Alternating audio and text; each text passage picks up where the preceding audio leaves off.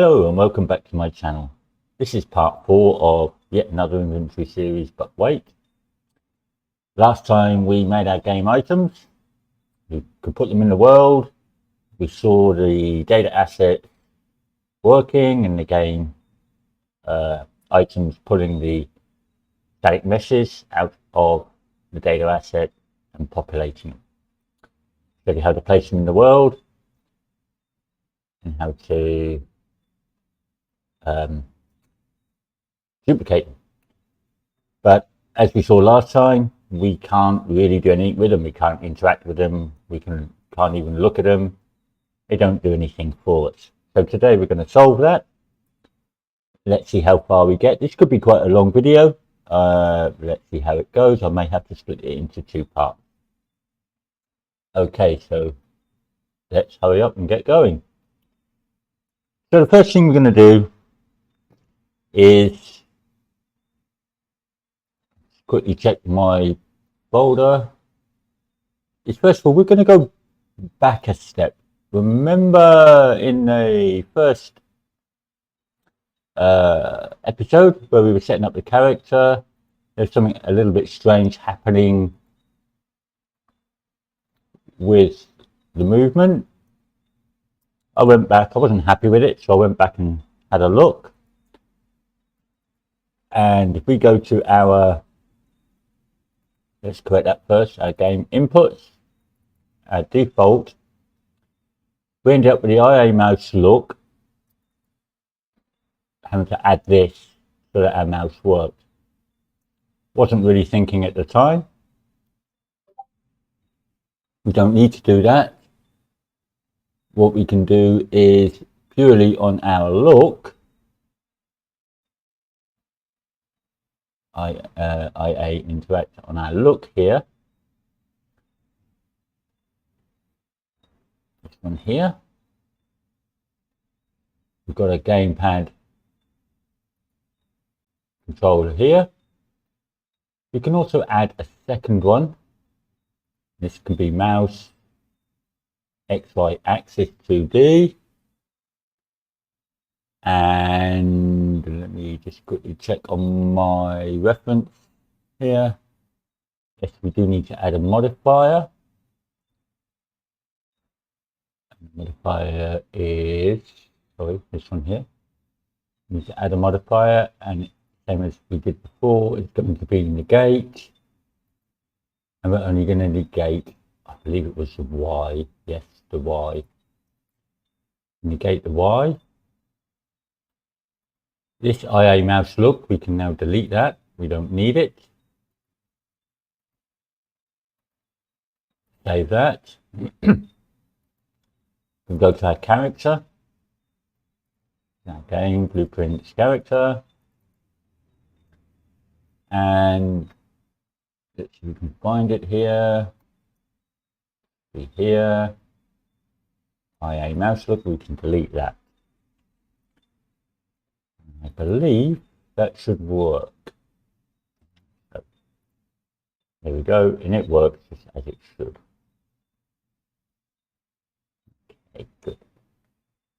Lovely. Okay, so let's get on with today's video. That's just a little insight and help for those who did that. But again, if you've got your own character, do however you please.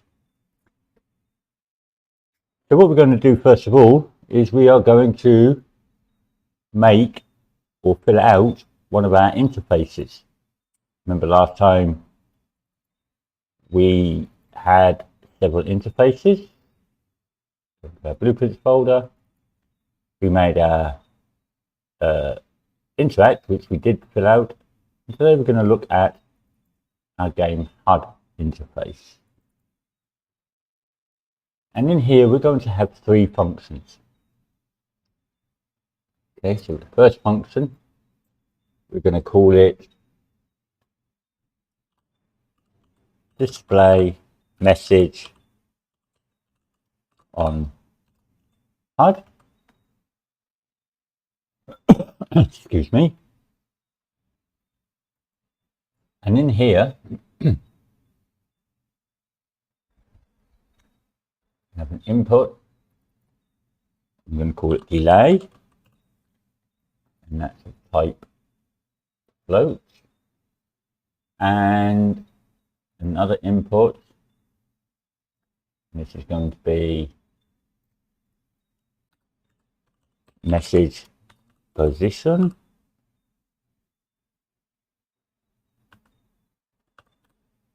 And this is going to be a type position.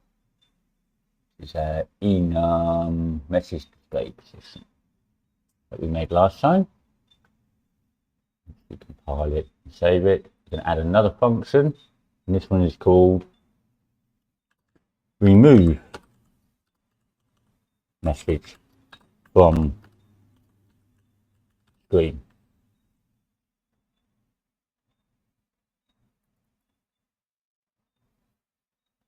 And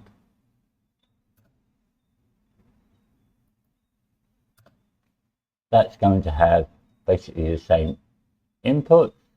So we're going to say message position, and the next one is going to be delay again, basically same input. Delay is type float. Actually, just to make things a bit nicer, put the delay above. Compile. Again, I don't know why it asks us to compile it first. We're going to add one more function, and this one is going to be called remove interactive text. The reason we can't use remove message instead of this one, I'll try and demonstrate it to you later if I remember, is because sometimes you want more than one message on the screen, and the way that it works, we're using retriggable delays. Every time a message is displayed and we try to remove it with this, it retriggers the delay and the original message stays on the screen. So we need separate ones for being a little bit specific. And all this one needs on it is an input of display position. That's I can't remember what I call it now. Display message display position. Compile that, save it, close it. We're done with that. Now I just want to double check that we didn't use the game instances yet. No, we haven't. So that's that. Now we're going to open up our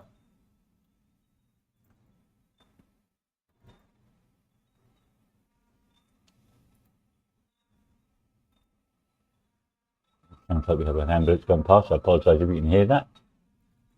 In our core, our YouTube podcast.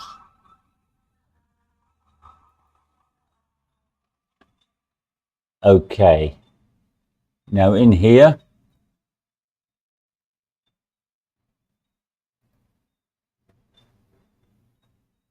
we are going to add that HUD interface. So we're going to add HUD interface, and you'll see here we have the three functions we just made. Before we go ahead and write any code here, we're going to go ahead and make one more thing in our blueprints folder.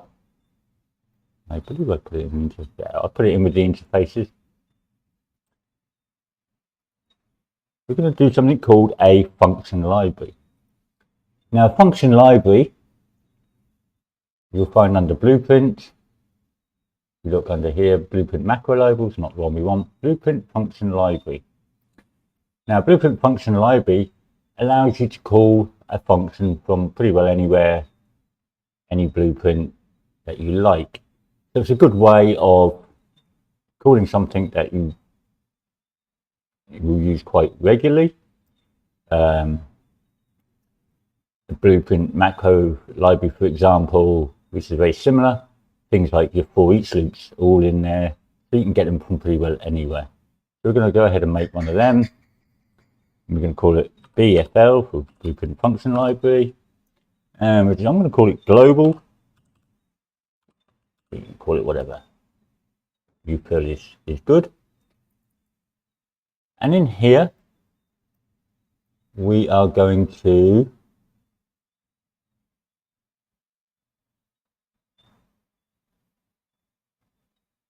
hang on a moment, I've made a mistake here, I do apologise. Looking at my thing in here. Display message on HUD is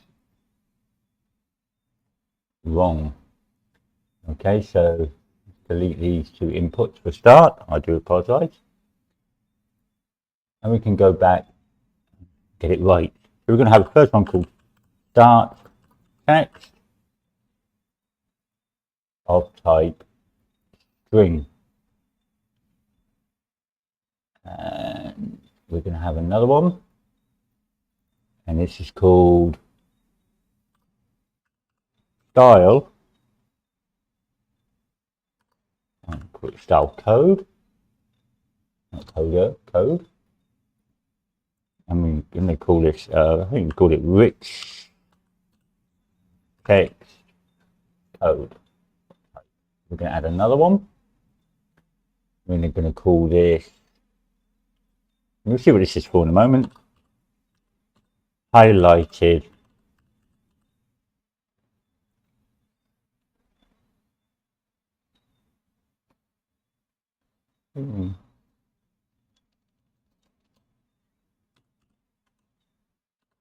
highlighted text. Again, if I spelled it wrong, I do apologise. Again, that's type string. Add another one. And this is called end style. Let's call it code. And this is rich text code. And we're going to add another one. This is end text type string, and another one.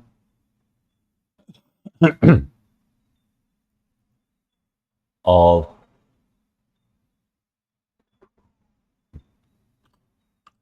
display position. I think that is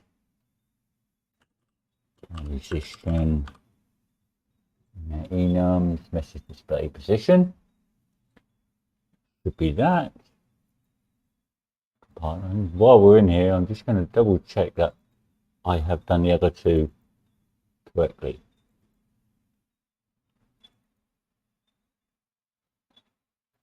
Yes. And yes. Okay. Let's get back to where we were. So we're doing our blueprint function library.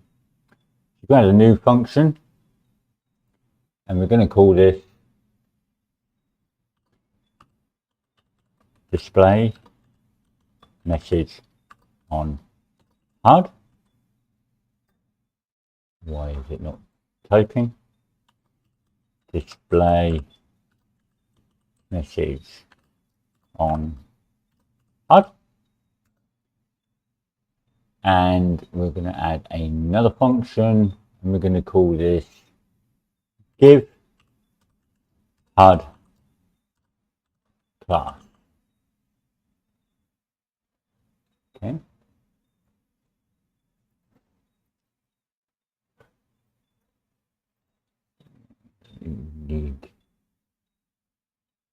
Okay. So we're going to do the give HUD class first because that's quite important. The first thing in here we want to do is get player controller.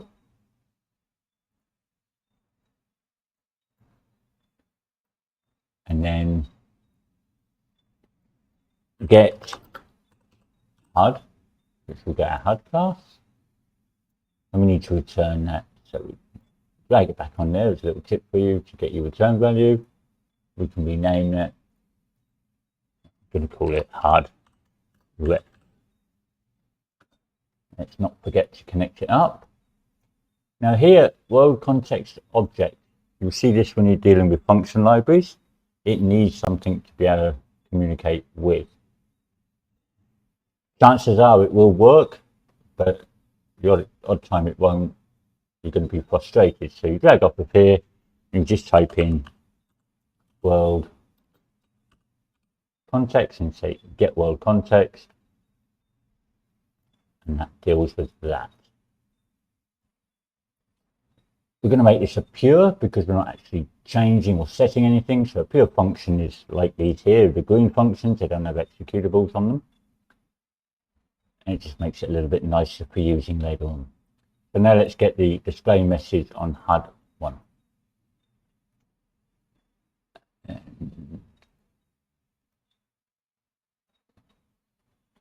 This one is pretty well a copy of what we just did in the function library. We're going to go and add some variables, input variables. So start text, type string,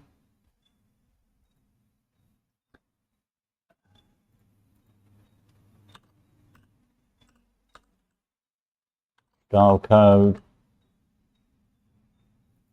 type rich text code. It's literally a copy of what it is, and you'll see why in a moment. I 1T like the text, and that's a string, and this is end code. Here's rich text. Oh, rich text code. And what do we have next? End text.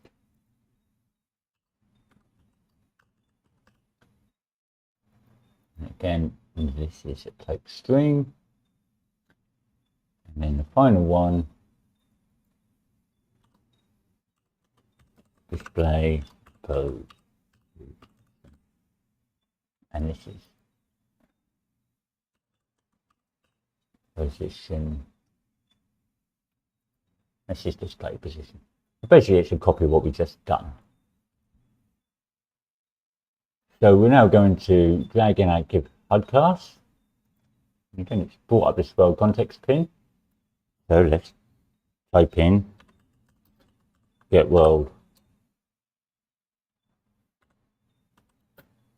context.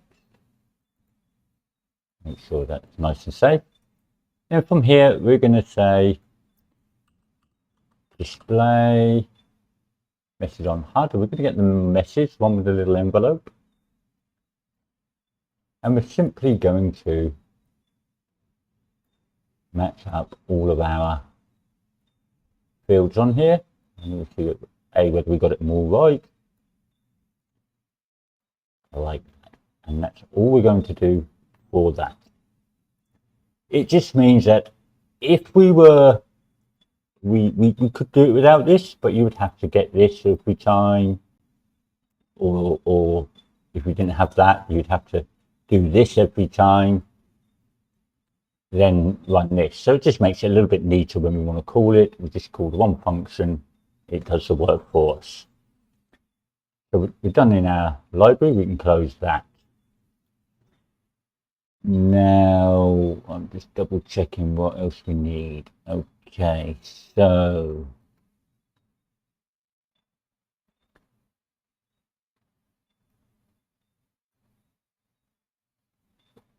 we've got now is quite a bit of work to do in our HUD. So we're going to open up our blueprints folder, our core folder, and our HUD class. We already got that open. Okay, so we're now going to populate these, but before we populate them, we need to make what looks complicated helper function. So let's add a function, and we're going to call this format message. Okay.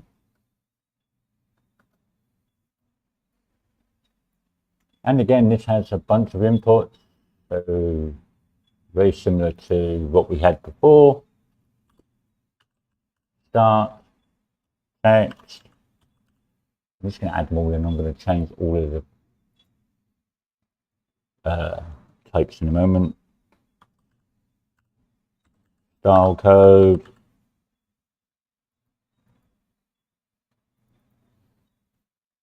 Highlighted.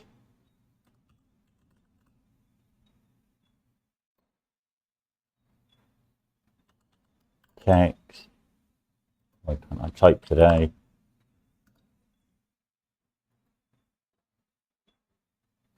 End code.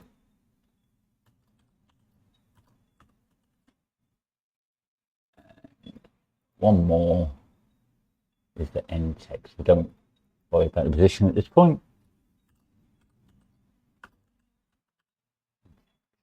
Let's go ahead and make sure we've got the right variable type. String. This one is rich text. Code. String. Rich text.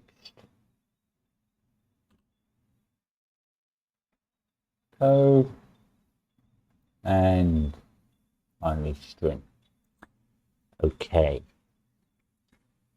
We do have an output on this.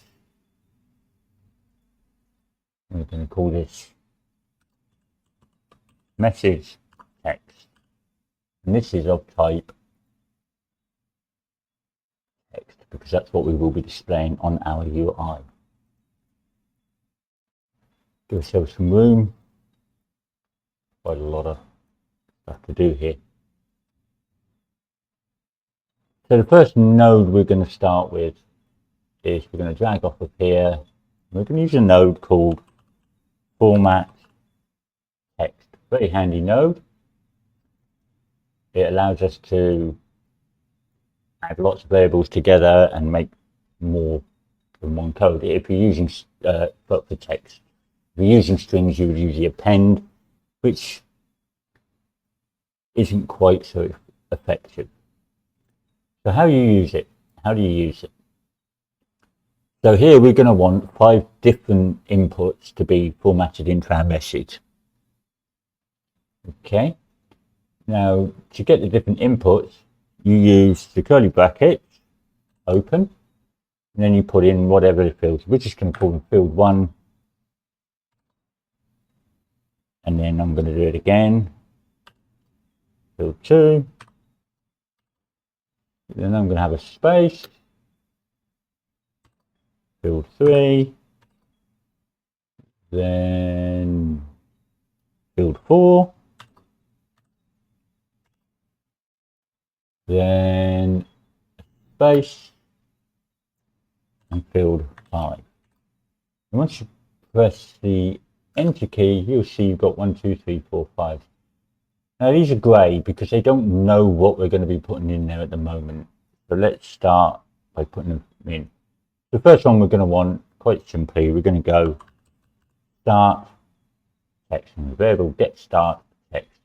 You see it comes from here because it has a little F on it. And this is a beautiful thing they've done in 5.6. If you're using earlier versions, you won't see that.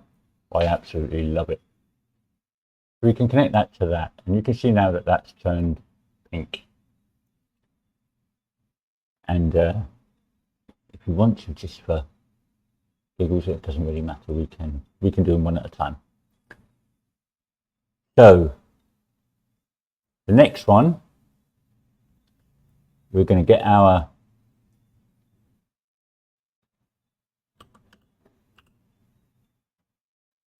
style code. Give ourselves a bit of space. We're going to say enum to string, which changes the enumerator to string. And we're also going to get our copy this, so just it's Control D, duplicate it. And we're going to say, is this not equal? So it's exclamation mark. Make sure you choose not equal enum. If it's not equal, will not work. We should have it that's got our drop down box.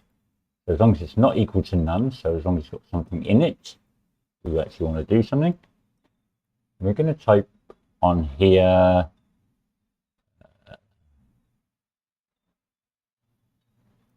we're going to get something called a select node, like this. There's a bit of room. If it's true, we're going to go to option 1. So let's just connect this up from here. So if it's true, we're going to go here. If it's false, we're going to leave it blank. We don't want anything in it. So we're going to connect that to number 2.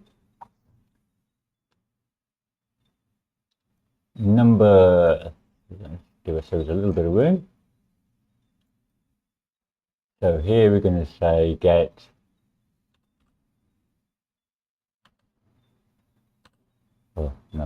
highlighted text. It's probably spelled totally wrong, but never mind. Number 3, we're going to do pretty well the same. So we're going to copy and paste this.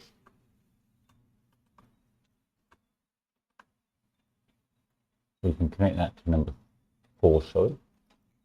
But we don't want these two. Okay, so we're going to get end code. And connect that to there. You could connect that to there if you wanted to, but to make it separate, let's duplicate it to there. And other than that, it is the same. And then the last one, number 5, we want to get our end text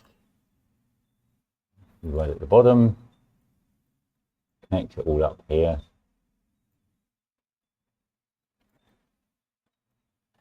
Let's make it look a bit neater. We're going to make this a pure function. We don't need we're not setting variables, so we don't need an input and output. And that should be that. Let's compile that. Now we could go to our event graph. And we're going to make up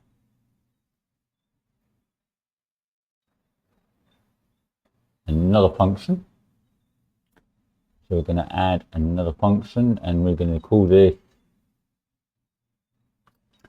set text to position. I don't believe we can do this one yet. No, we can't. Okay, so this one we're going to have to do a little bit more work to do. But we can certainly start it. So let's just put the inputs in it ready for when we do. So the first one can be is position. Sorry for jumping around, but sometimes this is how it goes in coding. You forget, you might have to have something ready before you get there.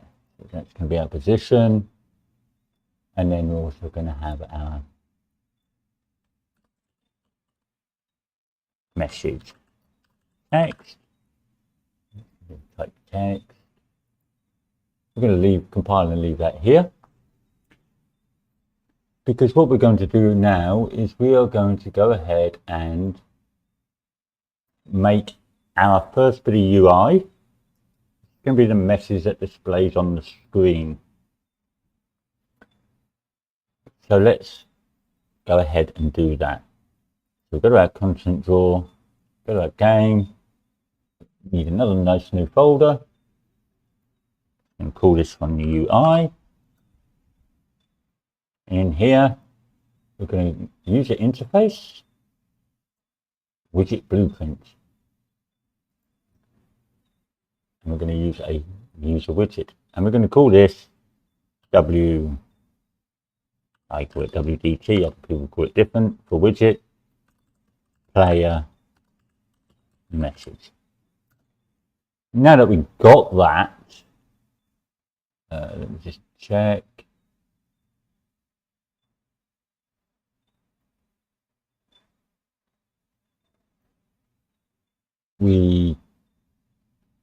Probably best to fill it out first. Okay, so this one's going to be quite simple as widgets go. We will be getting some more complex ones as time goes on. Very simple.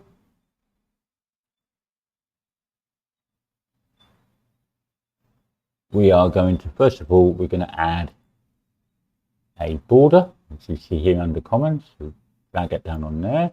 Here's our border. Okay. And we're going to click this desired on screen. You see it goes tiny, but we can zoom in.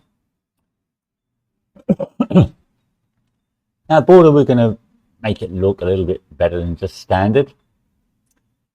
So we're going to click on our border and go over here to our left-hand side. And we're going to start off with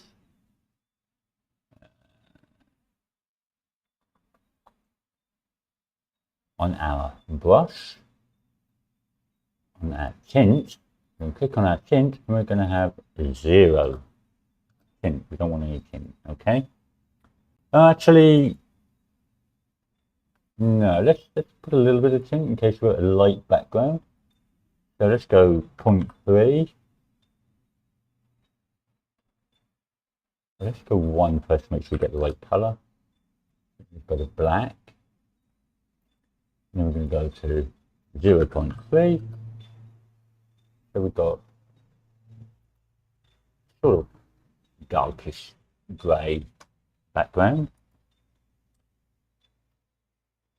Now, here we're going to draw as, you look down on the left, right hand side here, we're going to draw as a rounded box. Can't zoom in anymore, but we're going to draw as a rounded box. Now, a rounded box basically means exactly that, it's got a rounded outline. First thing we're going to do is set our corner radii, and I found 10 works best, so you can use a tab key, move across these. We don't see anything at the moment, so let's put an outline width, and I found 2 was quite good. And then color.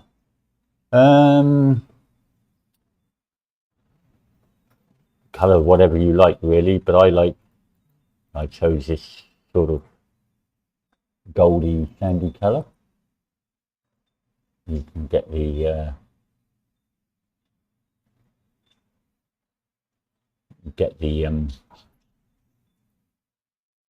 hex code there if you wanted the same color. Now you see actually it all looks a bit peaked on, not very good. That's because we've got nothing in there. The border is very small. Okay, so we're going to deal with that now. First of all, we're going to make sure that the content is going to be central. Now padding of 5. Now you can see it's automatically there, but the problem is it's round. We don't want it round, we don't want a circle. And that's because of here, rounding type is half height radius, a fixed radius, and it brings in our fixed radius, but it still doesn't look good. So let's deal with that. What we need to do is we need to add a text field in it. Now you could go ahead and just do text field, but I'm going to show you a slightly better or a slightly different way of doing it. We're going to use a rich text block. I'm going to drag it into the text field here. And again, so now it's taking up a bit of size here. And we're going to add our own font. Okay. Now if I write some text in here, this is a test message, you're going to think, oh my goodness, it's all gone wrong. We've got all these pink A's, basic Latin. What on earth does this mean? Basically, because a rich text needs a style sheet, and this is what we're going to do. But first of all, we're not going to use standard fonts. I'm going to show you how to import a font of your own. So in our UI folder, I'm going to make another folder. I'm going to call it fonts.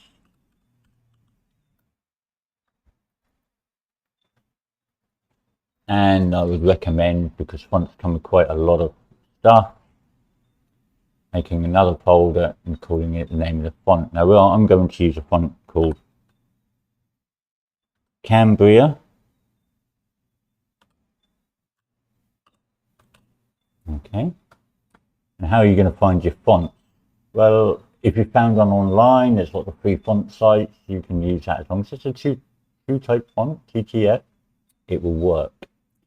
I'm going to use one that's on my system. The way you can find it is if you go into your search there and type in fonts, control panel.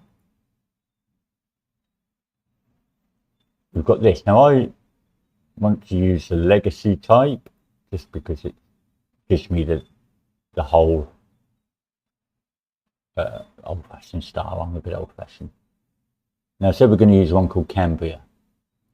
What we can do is we can minimize this window down a little bit. We can get rid of that one. And we can literally drag from our system into Unreal. Bosh. I'm going to minimize that.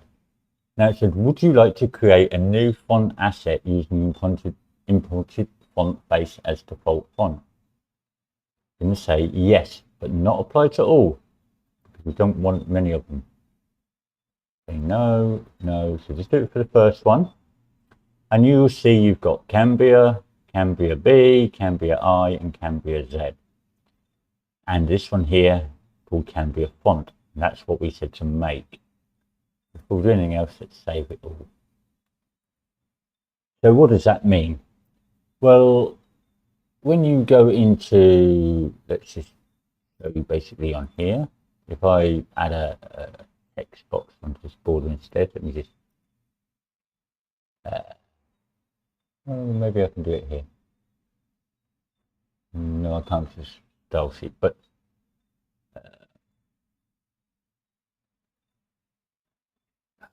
yeah, I can show you. Easier to show you and explain. So we had a text box here. We go here to our font. You can font family. You can choose our font family. We've got this one here now. And then we can choose the type. We've got a bold, bold italic, italic, light, regular. And that is controlled with this. So let's control Z this. Back to where we were. Okay. So let's go ahead and set up this. Quite easy to do. You double click to open it. And you see it has the first one. Can be a regular. So we're going to add another one. And we're going to call this one bold. And we can select that. Can be a B for the bold. Add another one. We can call it italic. We can be an I. And we add one more, and this is a bold italic. And you can see Unreal was protesting there momentarily because it didn't like things with the same name. And that's all you need to do in there. So save it, close it. So that gives us the font that I want to use. But it still doesn't fix this issue. There's text style sheet. There's two ways we can make it. We can either make one here, or we can go in, right click here, and I'm going to put this under the UI for this one. No, I'm going to keep it in with the font, I think. We go to miscellaneous data table, and it asks you what we want, and we want a rich text style row near the bottom here. Say OK, and we're going to call it DT for data table. Okay, we're going to call it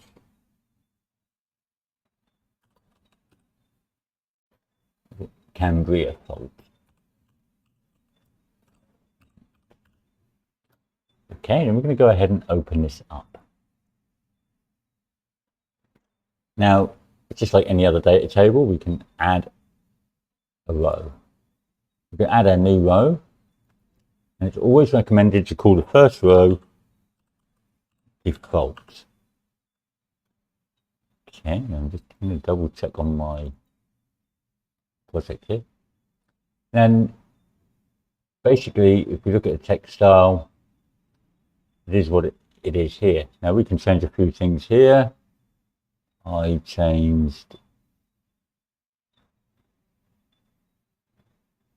the font to be Cambria font, and I chose the default for some reason to be bold italic. Default up to you. Default size 24. Color, go for white. Okay, and that's all I did for that. I'm going to add another row, and this one is called, I named it input, and this references to, remember we had input in our command style. Now input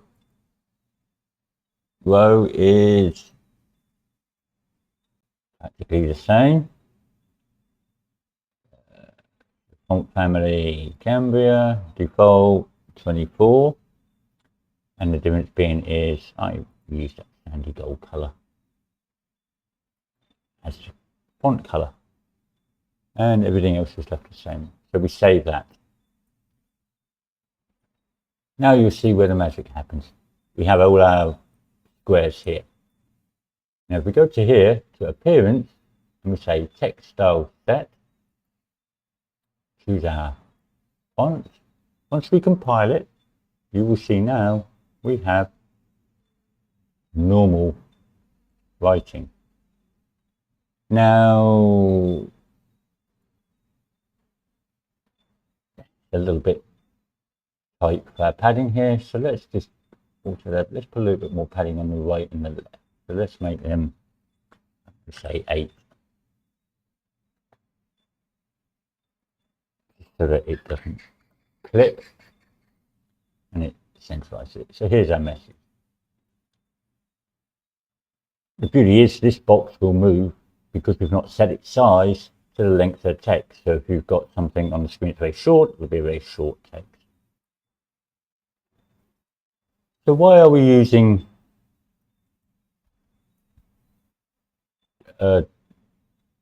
rich text as opposed to normal text?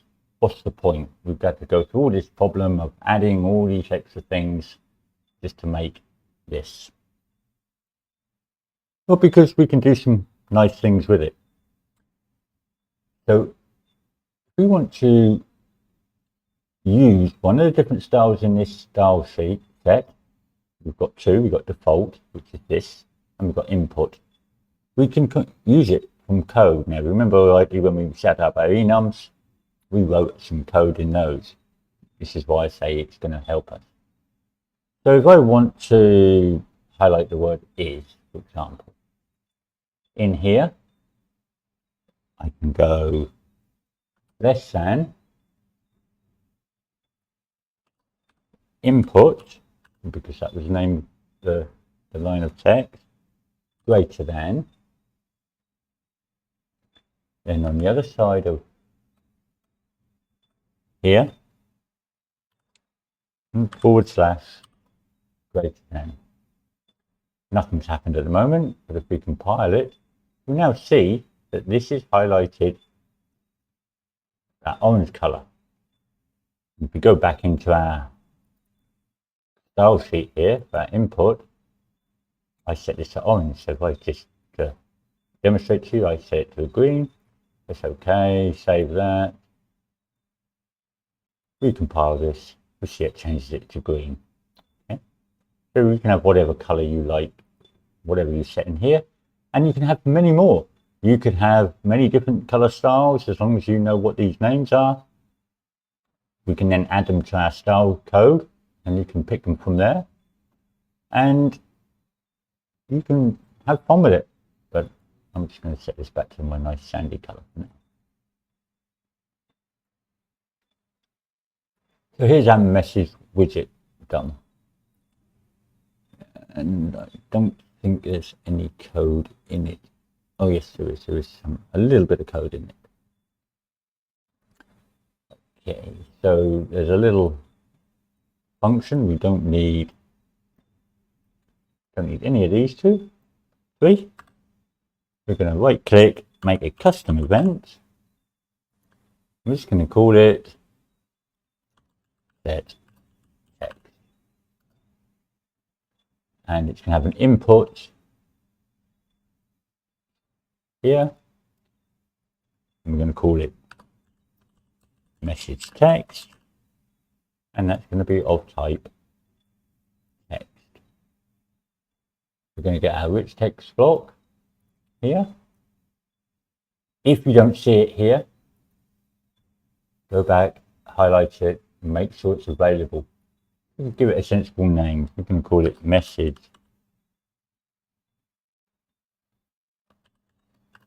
text block. Give it a meaningful name rather than numbers that I'm really good at. The message text block.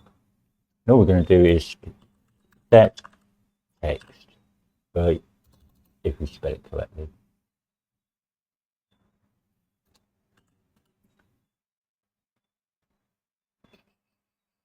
If it is that one there, text. Hook that up to there, hook that up to there, compile. We can go ahead and close this.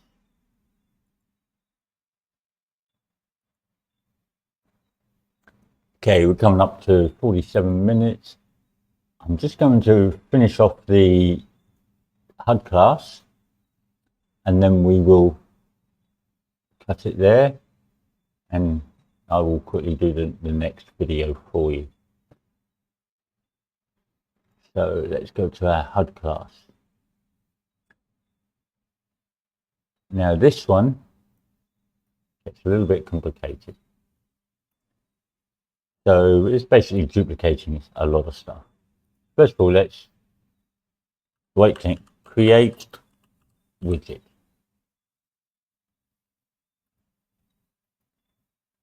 The widget class we're going to create is our player message, the one we just made.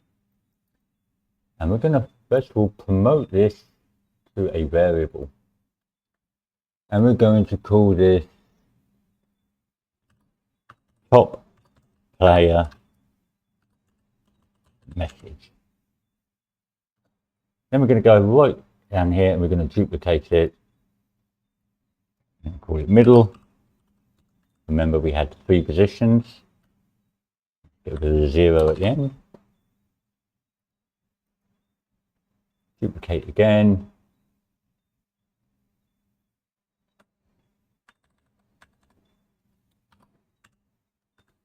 Bottom.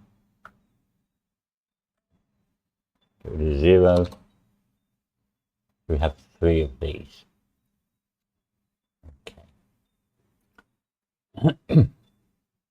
Now we don't want to keep making widgets. It's not very efficient. So the reason why we write this to a variable is we can drag that in, get it, we can right click on it and convert to a validated get. We can hook that up.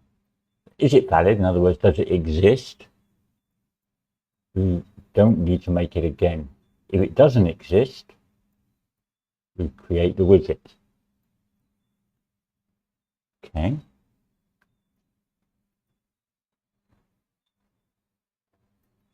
Then what we can drag off of here, and we can say set text.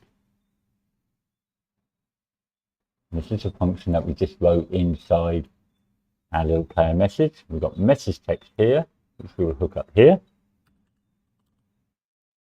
Get message text. Target is there. We're going to drag it in again, just to make things a little bit neater. And we're going to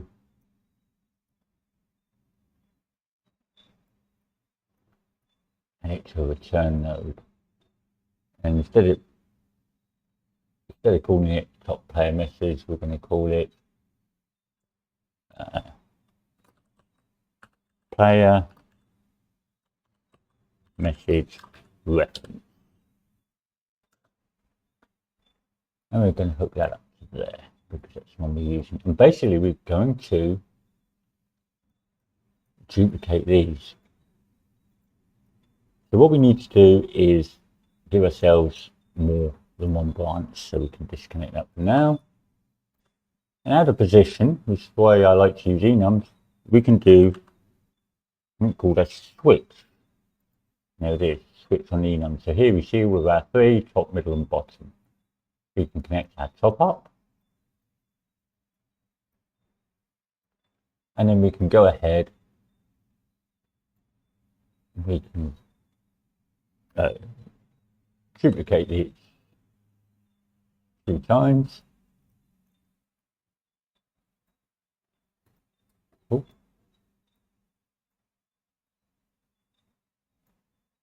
Connect that one to there, that one to there. To get a little bit fancy about it, you can like that. Okay, so now we've just got to change these. This is no longer top, middle. Now if you drag this onto the get, onto the edge where you see the green tick, it will now change that to get middle. And this one, get bottom. We've got the setters here. Again, change the middle. Change it, drags it to there. And again, we've got them here, middle, and bottom. And because these are all of the same type, just different name, everything matches up nicely. So we can go ahead and compile that. Now, is that not a pure function? So we're done with that function. So format message, set message text, event graph.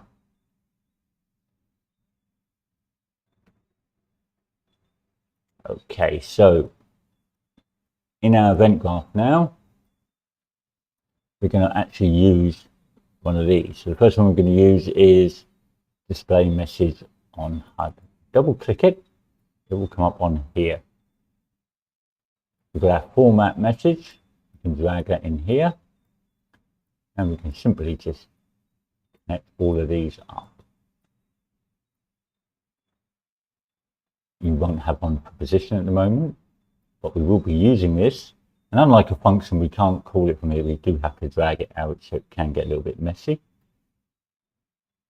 So we're going to use the set text position we just did. We're going to hook that up to here. The message text is this one. The position is going to come from here. I would probably space it out a little bit for that. We do have a little bit more to do. Okay, so now we have to go and make our HUD UI, so we know where we are going to display these messages. Let's go back to our content drawer, back to our UI. We're going to make another user widget.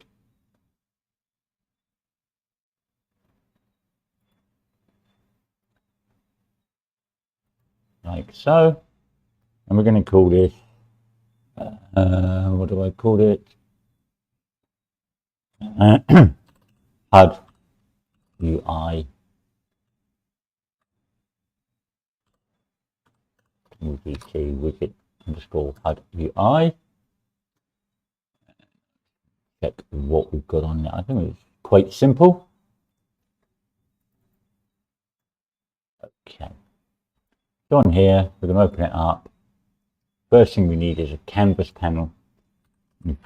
For those that don't know, the canvas panel allows us to specifically add and anchor different widgets or widget elements in a specific place on the widget. As with all things we interact with, we like some form of crosshair or reference. Up to you what you put in. I'm just going to make a very simple circle. So the first thing I'm going to do is get an image. I'm going to drag it on the canvas panel. And you see it will go to the top left here. That's the default position. Don't want it there. We want it in the middle because this is going to be where the center of the camera looks. So we're going to change it with our anchors. We'll go to our anchors and you see you've got all of your different positions. The one we want is this one here. Now if I just click that, yes, it changes the anchors, but that stays there, and then we've got to play around with stuff here. So let's undo that and I'll show you a quick way of doing it. If you look at the bottom here, it says hold shift to update the alignment to match, hold control to update the position to match. If you hold control and shift together and then click it, it will put it bang in the middle of this screen, or bang, the center of this will be exactly wherever the anchor you chose. And if it's a full screen one, it will make it full screen.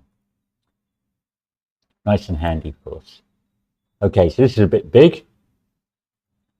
I believe I used quite a small one, so let's go down to our brush, our image size, let's go down to 16.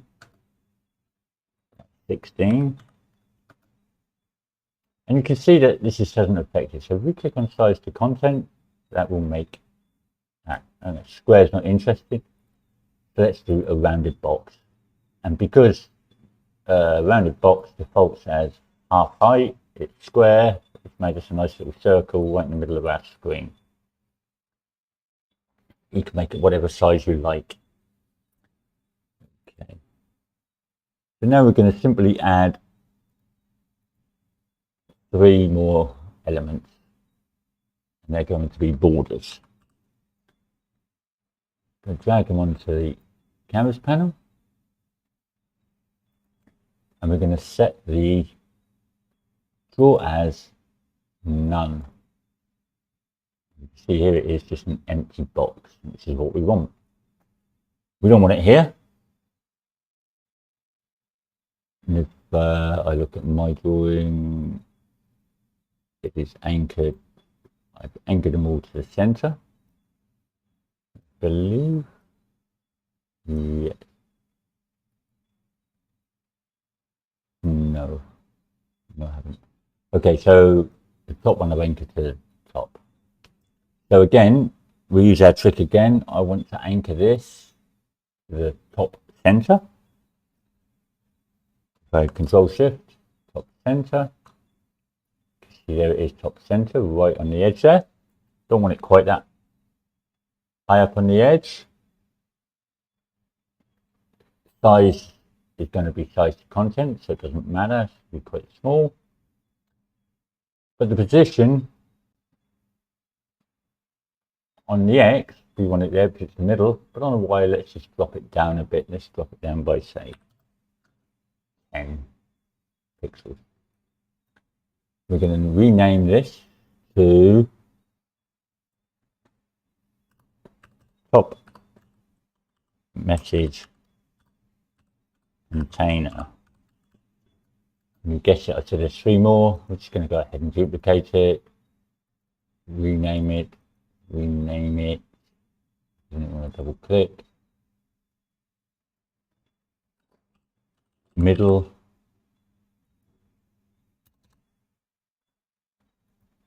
And duplicate again.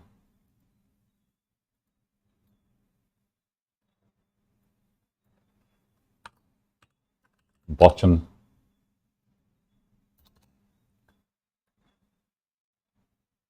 I don't know why I put that on the end there. Just correct that. Drive me crazy. Oh no, that's fine. That's okay.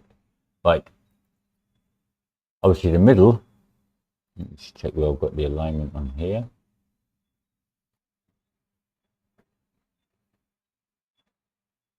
Okay. So the middle, I've gone for the anchor of the middle.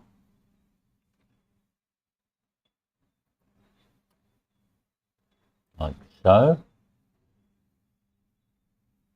As you can see now here by zoom right in, but we don't want it right in the middle of our slot, our dot. So I have doing it in offset of -50. Seems like a lot, but we've got to allow for the message to go in there. If you want to get a better idea of the height, you can actually go ahead and add a player message to this border and get an idea of scale and size of what it's going on. Don't forget to delete it when you've finished. And the bottom is going to be anchored to the bottom. Then Control Shift, bottom middle. But we want it a little bit off of there, so we want it in the negative on the Y, so -10. Okay. Compile, make sure compile. That's all we need for those. The important thing to do is to make sure, you can highlight them all and make sure they are all variables. Okay, this is important. These three need to be variables. The image doesn't, unless you want to dynamically change it. So you could unhook it, do whatever you like with it. But these do need to be variables. So let's go back to our HUD class. In our HUD class, we are going to go all the way back to here. We don't need event tick. We don't need event active begin overlap, but we do need begin play. And this is where we're going to create widget. Widget's going to be our HUD UI, one we just made. We're going to promote that to a variable and call it HUD UI reference. And then we're going to add to viewport. This HUD class is one of the first things that gets started when we start the game. So it's going to create this widget and keep it there all the time. So now let's go back now and continue our message text. Now that we've got our HUD made, we've got our reference to it, we can now do stuff with it. So we're going to get our HUD reference and we're going to get the top. And if it doesn't show up here, it means you forgot to make them a variable. And get a middle, and we're going to get our bottom.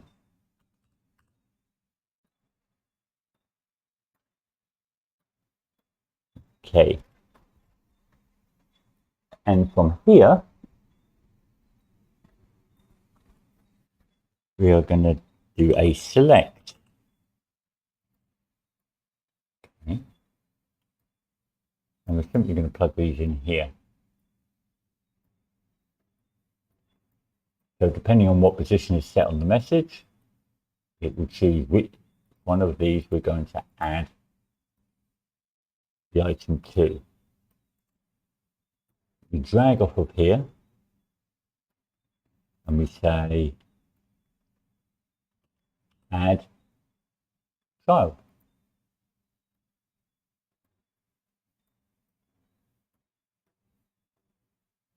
And play message ref, which is what we did earlier, is the child, because remember in here we are creating widgets.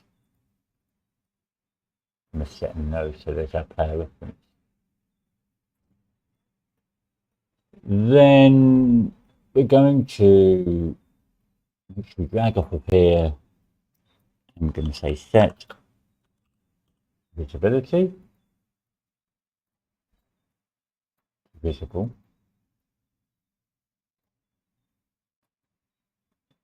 Let's just make sure we can see it. So that's that one. Let's go ahead and do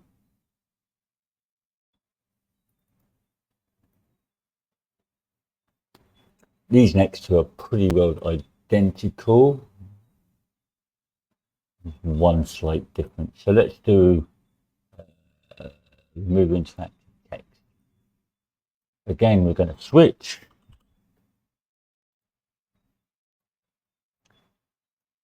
And we're going to get a HUD UI reference.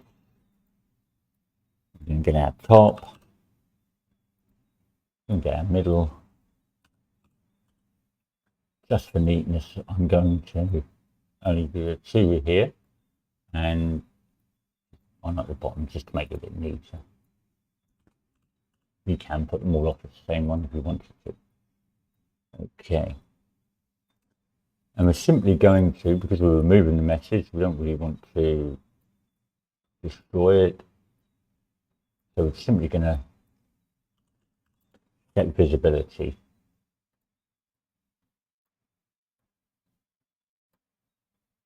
The top, we're going to set it to collapse. Collapse means that it doesn't take up any screen space, so anything that's clickable on that screen is still clickable, and it hasn't caused us any problems. Go ahead and copy that a few times. Middle, don't forget to connect the target, or somebody will yell at you. That interactive text is now done. Like I said, the next one's pretty well identical. So let's go ahead and do that. Remove message from the screen. We can literally save some time. Copy and paste these. Just have a bit of room. The only difference here is we connect up our positions up here. We've done that in that one, yes we have. Then we have this one, delay. So we're going to use what's called a triggerable delay. Basically what that means is if anything fires it, it will start again and again.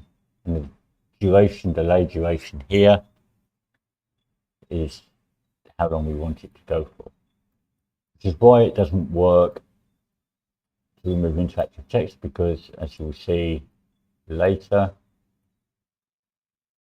that is done on tick, so therefore it's going to keep the item on the screen. So that's that. Alright, we've gone over the hour mark now. I'm going to close this video off here. And we're going to then do the player part next time, and you can see this message system all working. Thank you for watching. Don't forget to like, subscribe, and if you really like it, show me some appreciation. Join my Patreon or buy me a coffee through Coffee. And I'll see you in the next one. Bye.